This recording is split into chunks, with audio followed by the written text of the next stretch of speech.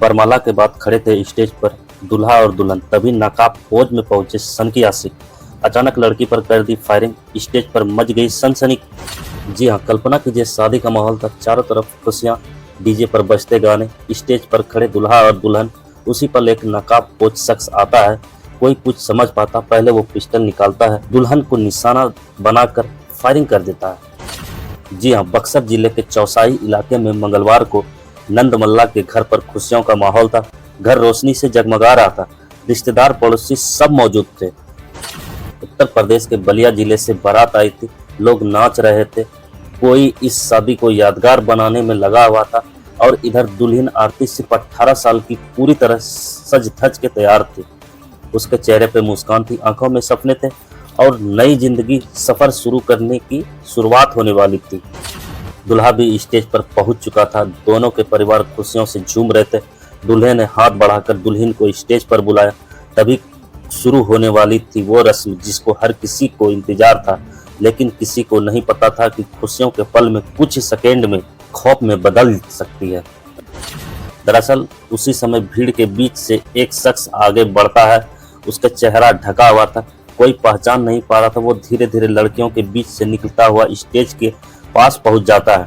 किसी को एक शक नहीं होता है और वो अचानक से पिस्टल निकालता है और दुल्हन की तरफ निशाना साधता है। एक तेज आवाज लेकिन डीजे की शोर में किसी को सुनाई नहीं देता है और उसी पल दुल्हन आरती स्टेज पर गिर पड़ती है।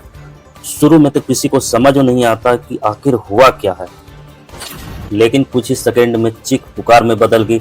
लोग इधर उधर भागने लगे। वहीं आरोपी अफरा तफरी का फायदा उठाकर वहां से फरार हो गया।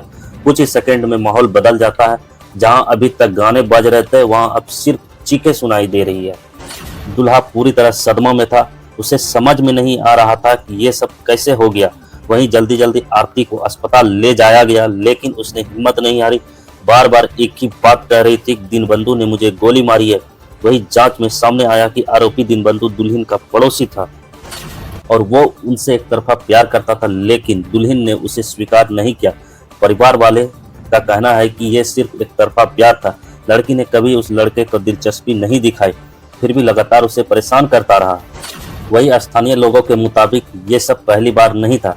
करीब 1 साल पहले भी आरती की शादी तय हुई थी, लेकिन दीनबंधु ने लड़के वाले को फोन करके परेशान करना शुरू कर दिया, जिसकी वजह से रिश्ता टूट चुका।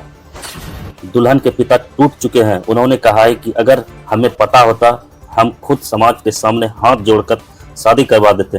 और ये शब्द एक पिता के बेबसी को दिखाता है, जिसने अपनी बेटी की खुशी के लिए सब कुछ सोचा था, लेकिन किस्मत ने कुछ और ही लिख दिया।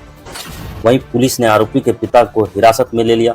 उन्होंने कहा है कि हमें नहीं पता था कि मेरे बेटे उससे प्यार करता था। अगर पता होता तो शायद यह घटना टल सकता था, लेकिन अब बहुत देर हो चुकी थी। इधर घटना के बाद पुलिस तुरंत हरकत में आई और आरोपी के घर को सील कर दिया। वैसे आप इस घटना के बारे में क्या सोचते हैं? कमेंट बॉक्स में जरूर राय दें।